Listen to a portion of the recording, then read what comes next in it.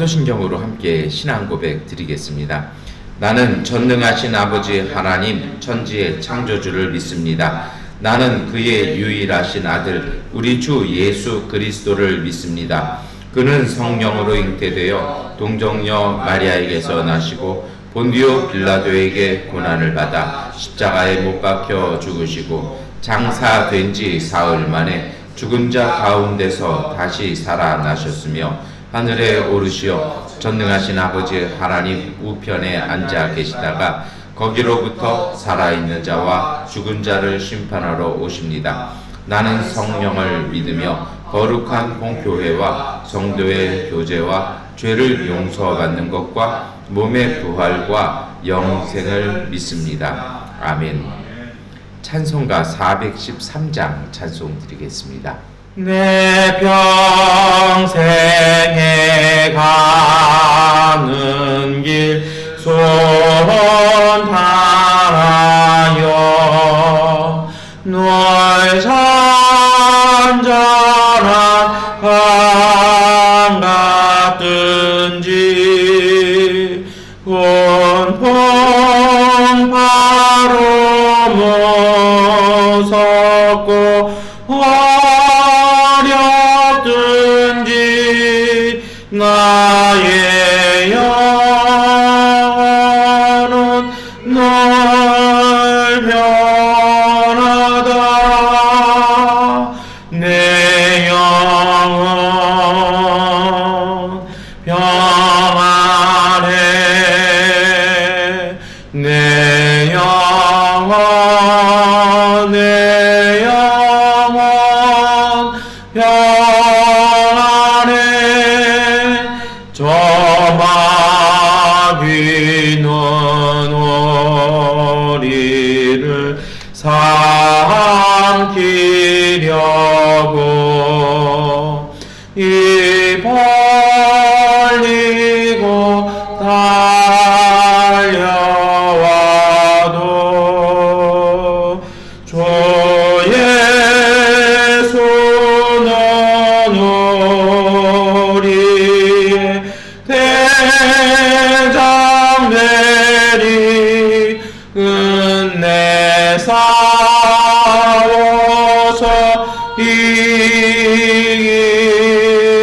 이기리라. 내 영혼 평안해. 내 영혼 내 영혼 평안해. 내 지은 죄 종빛 같더라도 주의 속에 가려면 그 십자가 비로소 다시 쓰사 있는 보다 더 정하리라. 내 영혼 평안해. 내 영혼 내 영혼 평안해. 저공 중에 구름이 일어나며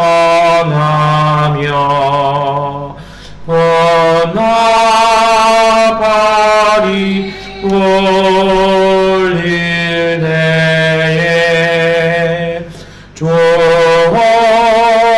오셔서 세상을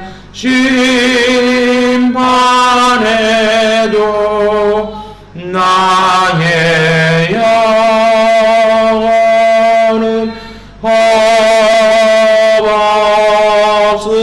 헛없으리. 내 영혼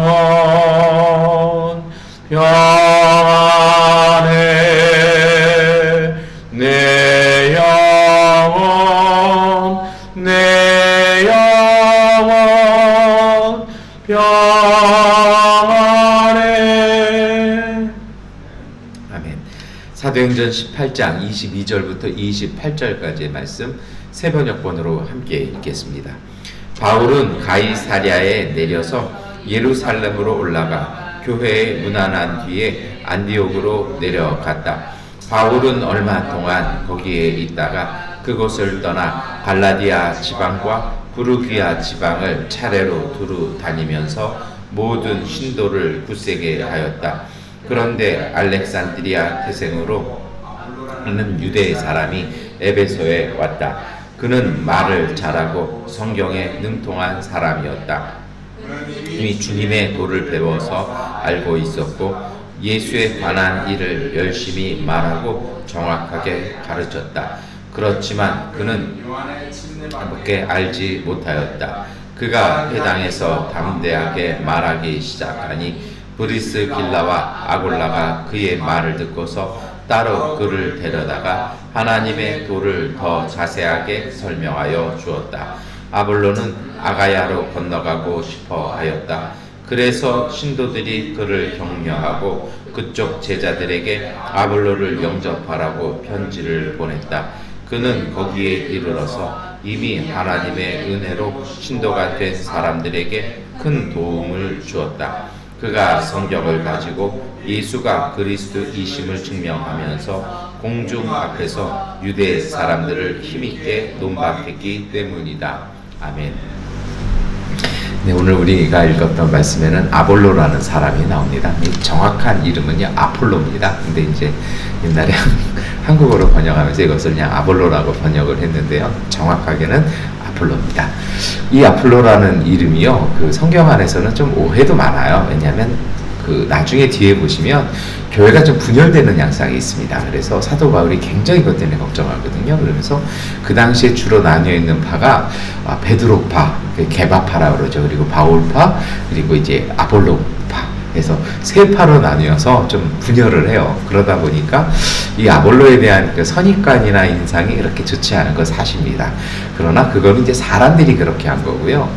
아볼로라는 사람은 좀 굉장히 초대교회에는 굉장히 공이 많았고 덕이 많았던 사람이라고도 유명합니다. 그래서 정설은 아닙니다만 그 종교개혁을 일으켰던 루터는 히브리서는 이 아볼로가 쓴 거 아니냐라고 이렇게 주장까지 했을 정도의 영향력이 있었던 사람이었습니다. 그래서 사도 바울과 좀 버금가는 자리에 있었던 사람이기도 합니다. 그런데 우리 한국교회에서는 이렇게 우리는 꼭 한 사람 1등만 기억하는 경향이 있잖아요. 그래서 사도 바울 중심으로 가다 보니까 의도적으로 아볼로는 좀 많이 이야기하지 않는 그런 부분이 있습니다. 오늘 우리가 읽었던 사도 바울에서 사도행전 28장에서는요 이 아폴로라는 사람이 나오는데 먼저 성경은요 바울의 이야기를 이렇게 시작하죠. 보니까 바울이 어때요? 바울은 한 군데 이렇게 멈춰있는 사람이 아니라 계속해서 움직이며 다니면서 복음이 없는 곳에 복음을 세워갑니다. 그런데 그런 활동들이 굉장히 크고 참 좋은 활동이었지만 단점이 있었죠. 뭐냐면 그가 지나간 이후에 좀 그것을 이렇게 좀 안정되게 하고 자라나게 하는 역할이 부족했다라는 거예요. 그래서 사실 바울이 지나간 자리마다 복음이 세워지고 전해지고 교회가 세워졌지만 문제도 따라왔어요. 이게 깊이가 없다 보니까 자꾸 거기에 그 안에 이단도 들어왔고 때로는 잘못 오해한 그래서 교회 내 싸움도 일어났다는 것이죠. 그 자리를 메꿨던 사람이 바로 요 아볼로라는 사람이었습니다. 그래서 나중에 바울이 하도 싸워대니까 뭐라 얘기합니까? 나나 저 아볼로나 전화먹은 같다라는 것입니다. 근데 나는 심었고 저 아볼로는 물을 주었고 자라게 하시는 이는 하나님이시다 하면서 연합과 일치를 이렇게 강조했던 것 같습니다. 오늘 이 사도행전에 소개되는 아폴로 이 사람은요, 제가 왜 자꾸 이름을 아볼로보다는 아폴로가 좋습니다라고 얘기하는 건 이 이름 자체가 벌써 아폴로 하면은 아폴로신 딱 생각나시잖아요. 그러니까 이 사람이 유대인이지만 어디에 더 친숙한 사람이라는 겁니까? 이 그리스 문명의 아주 친숙한 사람이라는 것입니다. 그래서 아폴로를 소개할 때도 이 14절에 보니까 뭐라 얘기했냐면 알렉산드리아가 그의 고향입니다. 이렇게 나옵니다. 이 알렉산드리아라는 곳은요, 알렉산더 대왕이 동서양을 다 이렇게 정복하고 나서 동서양의 모든 지식을 모아서 거기다가 도서관을 지어서 그 당시로서는 학문의 중심이었고 행정의 중심이 요 알렉산드리아입니다. 그러니까 이 아폴로는요, 여기 출신입니다라고 얘기하는 것은요, 어떤 의미가 있냐면 이 동서양의 학문과 그 종교에 대해서 아주 해박하다라는 것입니다. 그런데 이 사람이 유대 사람으로서 뭐라고 평가합니까? 말을 정말 잘하고 성경에 능통한 사람이었습니다.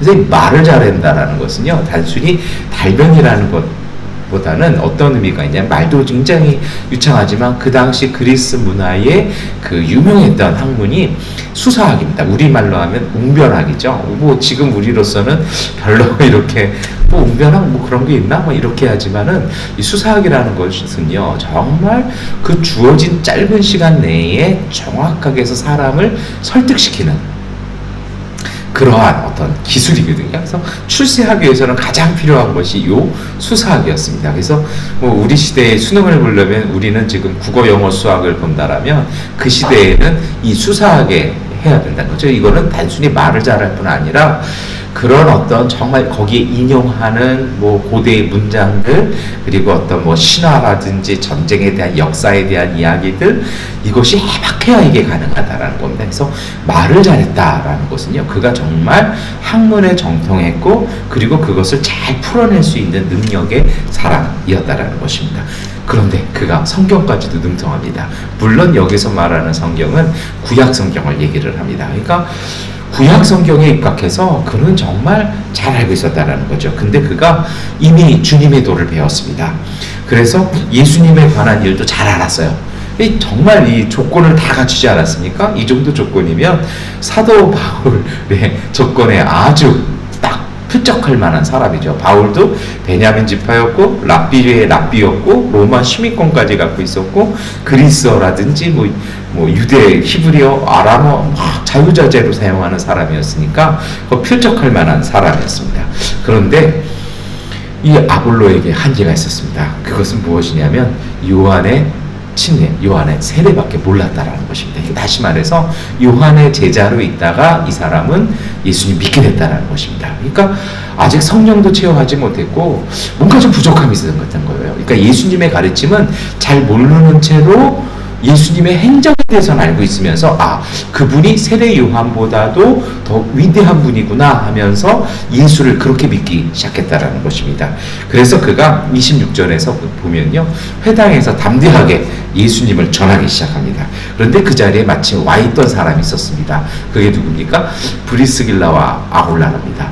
이 사람들은요, 직업이 무엇이었냐면 텐트 천막 만드는 사람입니다. 이게 움직여 다니면서 천막 만들어서 파는 사람들이었죠. 그리고 참 더 재밌는 건 뭐냐면 부부인데 남편이 브리스길라가 아니라 부인 이름이 브리스길라예요. 그래서 보통은 남편 이름 그 다음에 부인 이름이 붙는 게 고대 관습인데 이렇게 이름이 바뀌어 있다는 건 얼마나 이 부인이 적극적인 사람이었는지를 알 수 있을 것 같습니다. 그래서 둘은 항상 같이 활동하면서 사도들과 특별히 사도 바울을 그리고 초대교회에 복음 전하는 것에 큰 공헌했던 사람이기도 합니다. 이 사람들이 딱 그것을 들었습니다. 정말 말 잘해요. 구약에 대해서 너무 능통해요. 그리고 그것을 가지고 예수님에 대해서 막 설명하기 시작합니다.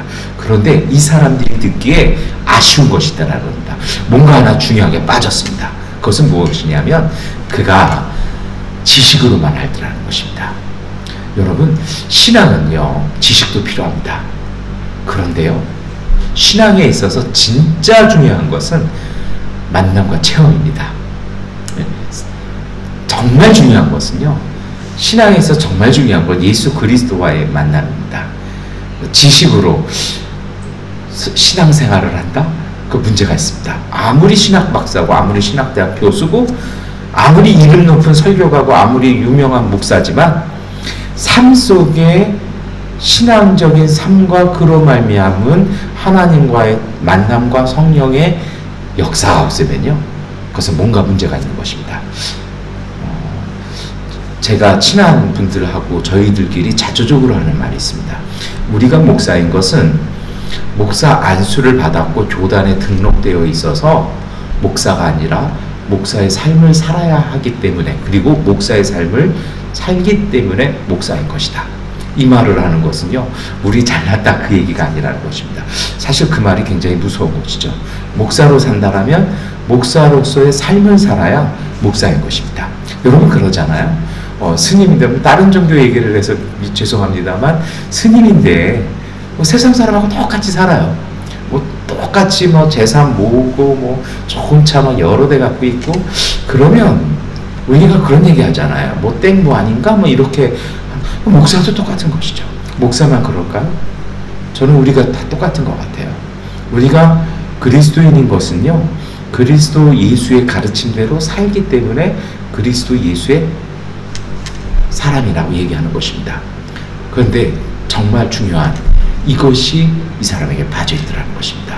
그래서 이 브리스길라와 아굴라가 이 사람을 불러들입니다. 살짝 불러내서 예수님에 대해서, 그리고 성령에 대해서 가르치기 시작합니다. 아마도 두 가지를 가르쳤던 것 같아요. 첫 번째로는 십자가의 사랑이고, 두 번째로는 부활하신 주님의 능력입니다. 왜냐하면 요한의 세례밖에 알지 못하더라, 이렇게 얘기하지 않았습니까? 요한의 세례는요, 요한이 전해주는 복음은 이것이에요. 두 가지입니다. 첫 번째 뭐냐면 회개의 삶입니다. 그리고 청빈한 삶입니다. 그 당시 유대 사람들은요, 율법을 지키는 도덕적인 금욕적인 생활을 통해서 하나님 나라에 들어간다고 생각했다라면, 세례 요한은요 그것이 아니라 참되 마음에 이르는 회개와 그리고 청빈한 삶을 통해서 하나님 나라에 간다라고 생각하면서 한 가지를 제시합니다. 그것이 무엇입니까? 그러한 삶의 기반 위에 메시아께서 곧 오신다라는 것이었습니다. 거기까지 이 사람이 알고 있었던 것이죠. 그런데 정말 예수님의 가르침은요, 두 가지거든요. 세례 요한에게 없는 가르침은 십자가의 사랑과 그리고 부활의 능력입니다. 그리고 그분이 선물로 우리에게 주신 성령의 임재입니다. 이것에 대해서 가르쳐주죠. 이것을 배우고 나니까 이 아폴로가 어떻게 됩니까? 그의 눈이 밝아지고 그의 사역이 달라지는 것입니다. 그의 설교가 달라졌고요, 그의 가르침에 복음의 권위가 달라지는 겁니다. 그게 어떻게 할까요? 이 사람이 다 배우고 나서는 청합니다. 내가 아가야로 가고 싶습니다. 그쪽 교회에 있는 교회를 돕고 싶습니다. 그러자 성도들이요, 그 사람을 보내주고, 오늘 말씀에 보니까 어떻게 되어 있습니까? 이미 신도가 된 사람들에게 많은 유익함이 됐다는 것입니다. 왜요? 그는 전도할 능력은 좀 약했던 것 같아요. 그러나 이 사람의 은사는 무엇에 있어요? 이미 예수님을 믿게 된 사람들의 믿음을 강하게 하고 그것이 깊어지는 도움을 주는 그 은사가 있었다라는 것이죠.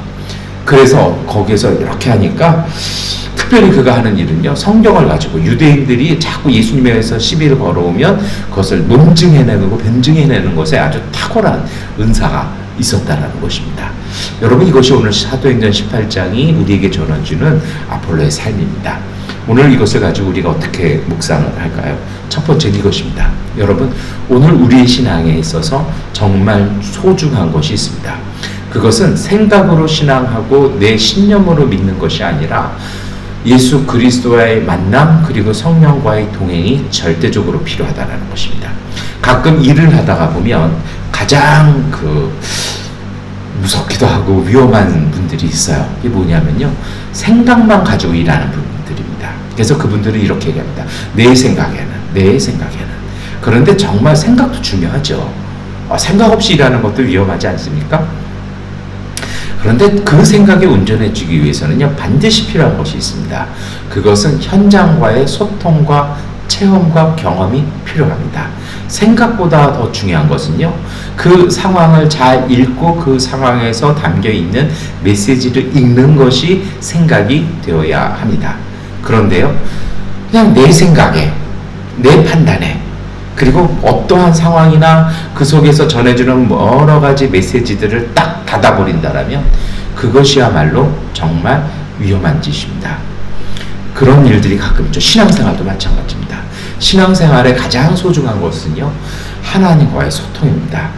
예수님께서 끊임없이 우리에게 말씀해 주시고 성령께서 깨닫게 해 주시는 것을 소중히 듣고 그것을 체험하고 깨달아가는 신앙이 필요합니다. 그래서 참된 신앙은요, 끊임없이 배우고 끊임없이 듣습니다. 그래서 이사야서에 그런 말씀 제가 한동안 말씀드렸었는데요. 이사야가 하나님께 기도합니다. 내게 학자의 혀를 주옵소서. 그때 말한 학자의 혀라는 것이 번역상의 문제죠. 정확한 직역은 뭐냐면 나로 하여금 학자처럼 잘 알아듣게 하옵소서 라는 뜻입니다. 그래서 우리에게 우리 신앙의 소중한 건 우리의 삶 속에 끊임없이 주시는 주님의 음성을 듣는 신앙이 필요합니다. 이것이 가능하기 위해서는요, 두 번째 것이 필요합니다. 그것은 무엇이냐면 겸손함입니다. 여러분, 이 아폴로 이 사람이요, 알렉산드리아 태생으로 이 사람이 정말 학문에 정통했고 사실은 거의 학자 출신이라고 이렇게 추정을 합니다. 그런데 이 사람이요, 그렇게 사람들 모아놓고 설교하고 있는데 어디서 왔는지도 모르는 이방인, 그것도 직업이 텐트 기어서 이렇게 파는 이주 노동자가 부부가 와가지고 잠깐 내가 당신에게 할 말이 있습니다. 당신이 전한 복음은 맞긴 맞지만 뭐가 좀 빠졌습니다. 그리고 내 말을 들읍시 가르치 할 때 쉽게 들을 수 있었을까요? 이 사람이요, 뭘 가진 것입니까? 겸손함을 가진 것입니다. 자기의 약점, 부족한 점을 딱 지적을 했을 때 정말 그것을 하나님의 음성으로 알아듣고 하나님의 가르침으로 알아듣고 소중하게 들을 수 있는 겸손한 자세가 필요하다라는 것입니다. 그것을 통해서 참된 신앙은 자라나는 것입니다. 세 번째에 필요한 것이 있습니다. 그것은 무엇이냐면 그렇게 해서 준비되었을 때 그는 자기의 곧장, 자기가 있었던 곳, 자기가 살고 있던 곳이 아니라 하나님께서 도움이 필요한, 하나님께서 세우시는 곳으로 자청해서 떠나갈 줄 아는 헌신의 자세가 필요하다는 것입니다. 이미 곳에서 어느 정도 권위를 잡고 자리를 잡았다라면 그냥 나는 여기에 세워있는 교회를 섬기겠습니다. 이곳에 나는 뼈를 묻겠습니다. 이것이 아니라 약하게 보이는 교회, 문제가 있는 교회. 그래서 이 아볼로는요, 평생 사역이 사도 바울이 거쳐가는 교회들, 문제가 많은 교회들, 특별히 고린도 같은 분쟁이 많고 아픔이 많은 교회들을 끊임없이 다니면서 그 교회를 건강하게 만들어 놓는 정말 순종하고 헌신하는 삶을 살죠. 여러분, 오늘 우리의 신앙에 이 모습이 있어야 합니다. 이것이 없다라면 오늘 우리는 자칫하면 한쪽으로 기울어질 수밖에 없습니다. 마지막 말씀을 드리겠습니다. 하나님은 항상 우리에게 놀라운 일을 베푸시고 하나님의 뜻을 이루어 주십니다. 그런데 여기에는 한 가지 조건이 있습니다. 그것은요, 하나님은 준비되어진 사람을 통해서 역사하십니다.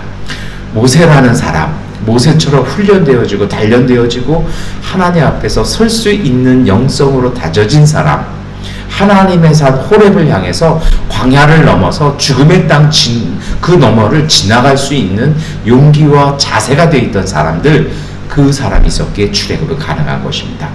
다윗처럼 골리앗을 향해서 하나님의 이름을 외치면서 돌진할 수 있었던 사람, 정말 최첨단 무기와 병기로 무장한 사람 앞에서 돌멩이 하나 들고 하나님의 이름을 외치면서 뛰어나갈 수 있는 사람 다윗이 준비되어졌을 때 하나님은 이스라엘과 유대 왕국을 세워주신 것입니다.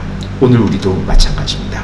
여러분, 오늘 우리가 준비되어져 있을 때, 이 아볼로가 준비되어져 있을 때 하나님은 아볼로를 통해서 교회들을 건강하게 하셨고 뿌리 내리게 하셨고 많은 사람들의 유익을 세우게 하셨습니다.